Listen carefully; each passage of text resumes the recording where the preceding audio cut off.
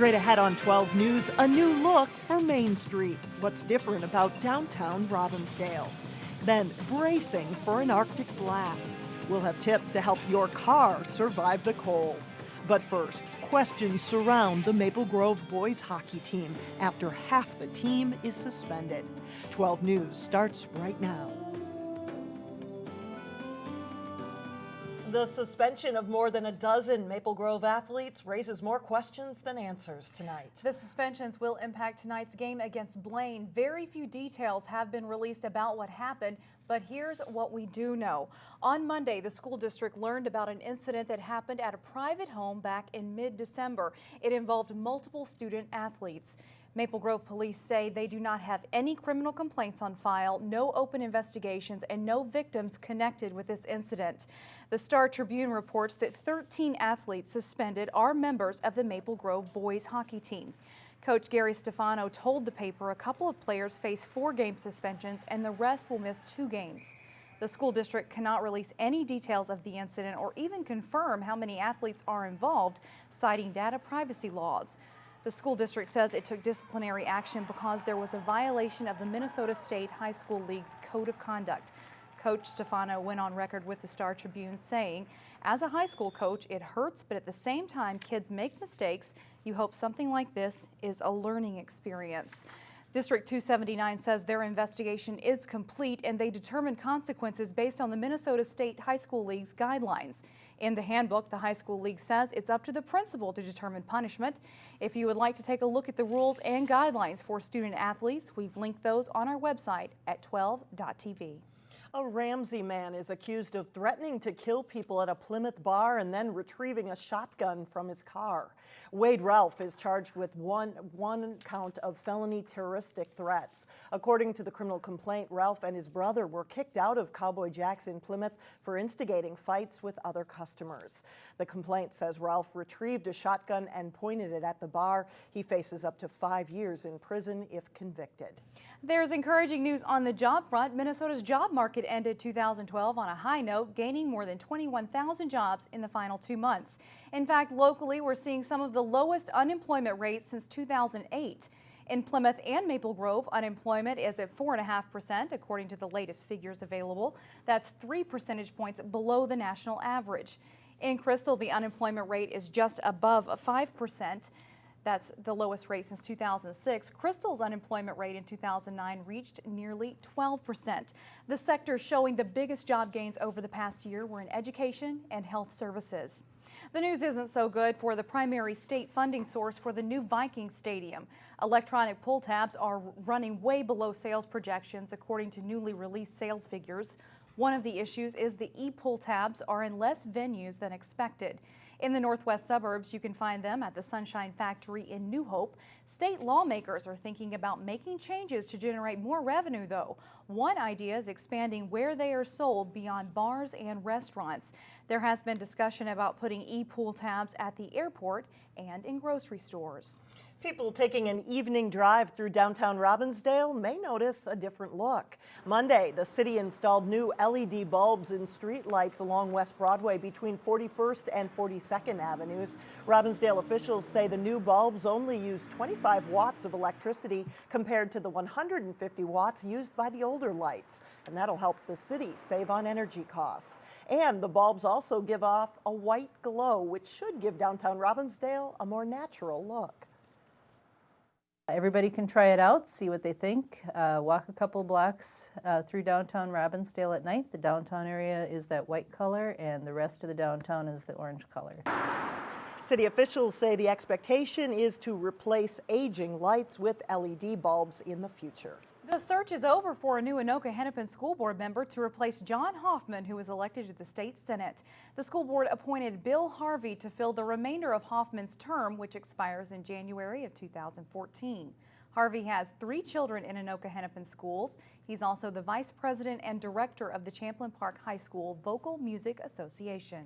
A longtime member of the Maple Grove Police Department is hanging up his badge for good. Sergeant Dan Barnier is retiring after 38 years in law enforcement with Golden Valley, Richfield, Crystal, and Maple Grove. This afternoon, friends, family, and coworkers gathered to honor him for his nearly 4 decades of service.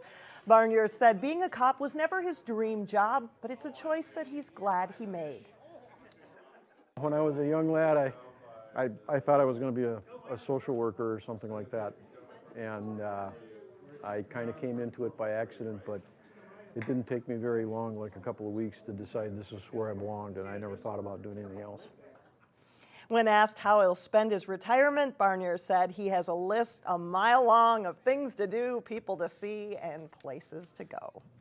Coming up, the coldest temperatures the Twin Cities have seen in 4 years. How should you prepare? We'll show you coming up next. And then later in sports, Wayzata boys hockey team moves to the top spot in the state rankings. But first, here's a look at that frigid AccuWeather forecast. Temperatures begin to bottom out on Sunday.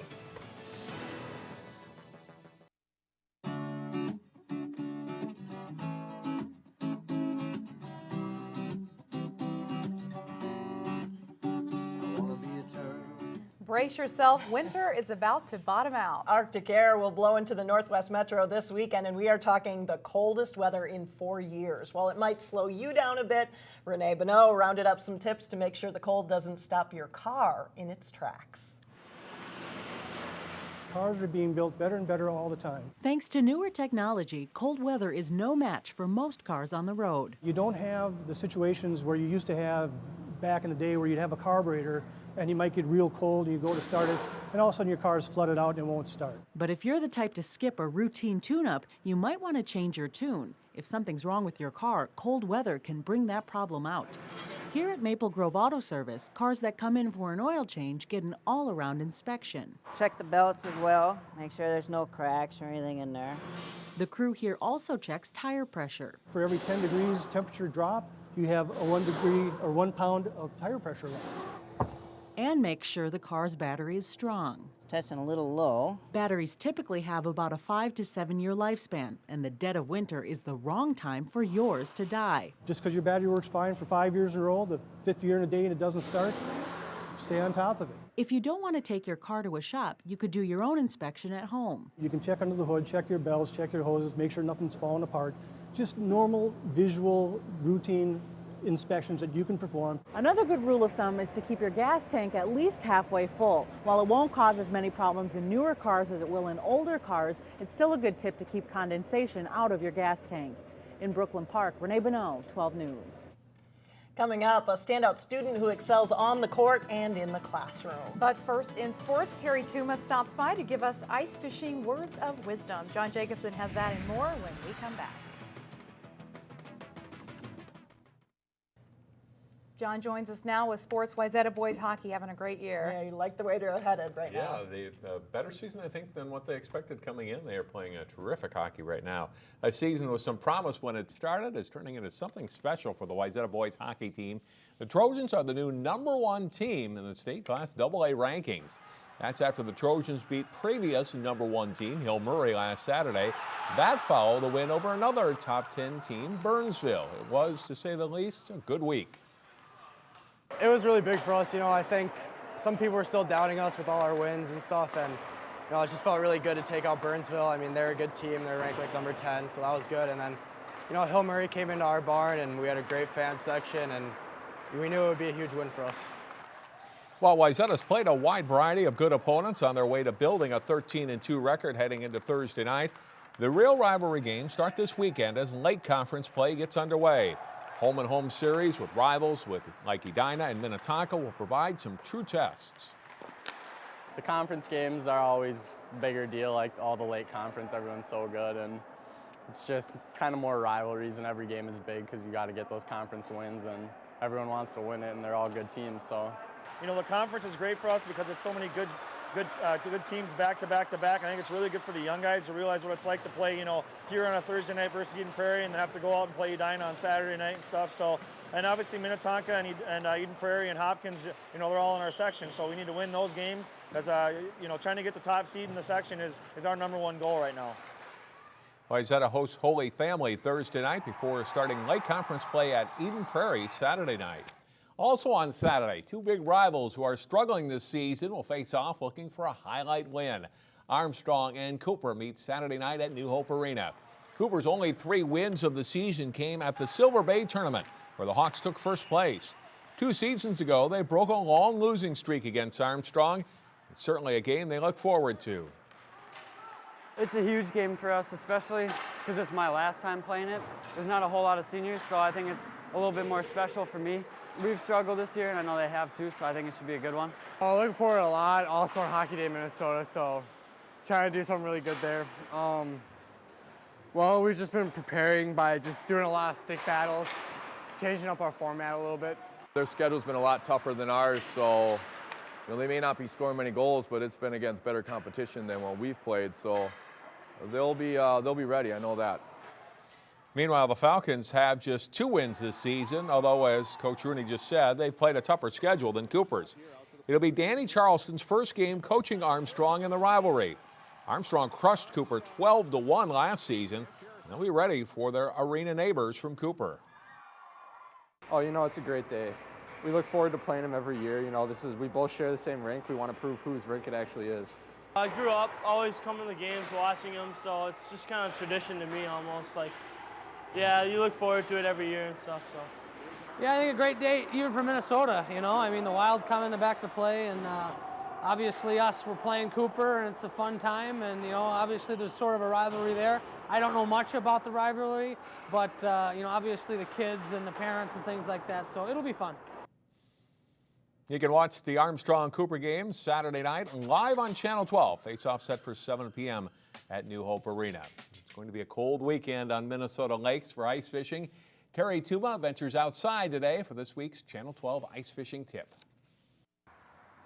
So often we forget about, what should we say, we fall in a trap, if you will. Well, this is the items we want to use for fishing. Open water and ice fishing doesn't make any difference. But some people have asked me, in fact, some pretty hardcore ice anglers, said, is there anything we can use besides this threaded knot, if you will, that you put on your line as a bobber stop knot? And yes, there is. And it's a neoprene knot that a couple of manufacturers make. They're available at all sporting goods stores. But what's really great about this type, first of all, just as easy to put on, if not easier, no trimming whatsoever. You can slide it up to your guides, no issues at all. It'll go on your reel spool with no problems at all. And it's extremely adjustable, just like that threaded knot that we use.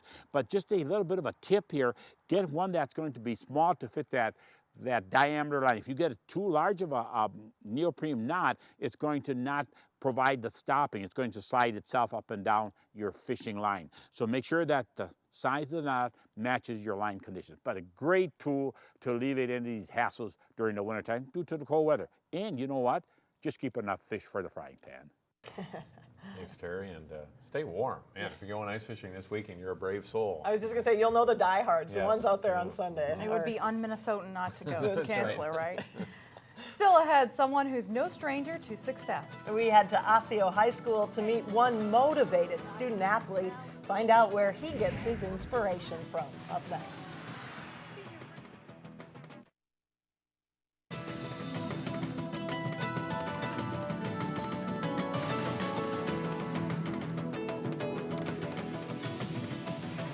Didn't take long for a super sleuth to get more hot than cold in the city of Plymouth's Fire and Ice Medallion hunt. The city says a Plymouth woman found the hidden medallion inside of a tire swing at Plymouth Creek Park.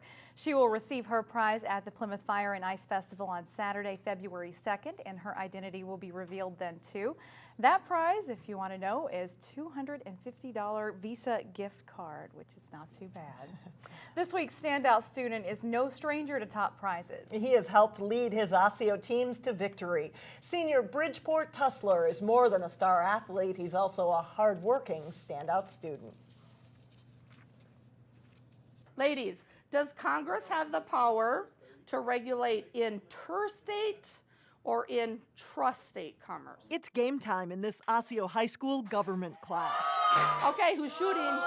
Guys versus gals with a little basketball worked in. Senior Bridgeport Tusler may have come up a little short with that shot. Tusler again, ring it up. But he delivers when it counts. There he goes. The 17-year-old basketball captain led the Orioles to a state championship title last year. The sophomore got it. And that's just one small piece of Bridgeport Tusler. He's the kind of student that every teacher wants in their classroom. He is self-motivated, he's self-aware, he's respected by his students and the teachers around him. I mean, my mom preached it from the beginning. If you don't get your grades right, you can't play sports. So she made me know that grades come first. Gentlemen, vocab word. A leader in the classroom and the community, Tusler says it's his family that motivates him to work hard. He's quick to give credit to his mom, Brandy, an Osseo grad herself, who led her team to a state tournament appearance in the early 1990s. I can't thank my mom enough for everything she's done. Being a single mom, she's the strongest woman I've ever met and probably will ever meet. And I just really want to kind of give her the thanks for it. Basketball skills may be in his DNA. Tusler will walk on in for the touchdown. But football is his passion. A great catch by Bridgeport Tusler in the end zone. Named Mr. Football by the High School Coaches Association. Tusler driving forward. Tusler is one of the best players in the state. He's fearless. But you'll never hear that from him. He's so well-rounded, and he's so incredibly humble. If you ask Bridge on Monday morning how his football game was on Friday night, it's not about himself. You almost have to pull his game out of him. It comes down to being a team thing. You know, no matter what you do, there's somebody else helping you. Back in government class, Tusler's team is victorious, and teachers say this student athlete is bound to continue his winning ways. I think he's going to do great things. I can't wait to see what he does. And Tusler hopes to play Division I football next fall, and when he finishes college, he would like to work in sports management and marketing. Kind of unusual name. The story behind that, he said his mom liked the movie Gladiator with Cuba Gooding Jr., and that's a nickname in there for Bridgeport, Connecticut. All right, he's a gladiator on the field, I think. Yes, you know him well. Terrific kid, and he talks about crediting others. I remember one soundbite after a game, he credited the band for firing him up for having a great performance. He'll spread it around to his teammates and classmates. So. Good for him. Good kid. That does it for us. Thanks so much for joining us. Community Corner is up next.